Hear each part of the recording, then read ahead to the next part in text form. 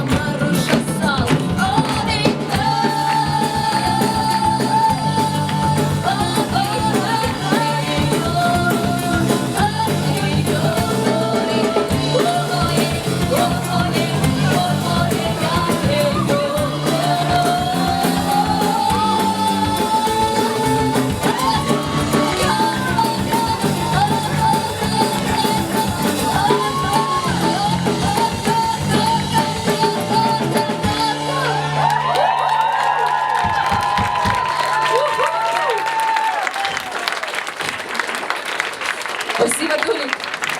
Без тебя бы не получилось. Большое спасибо, что были с нами.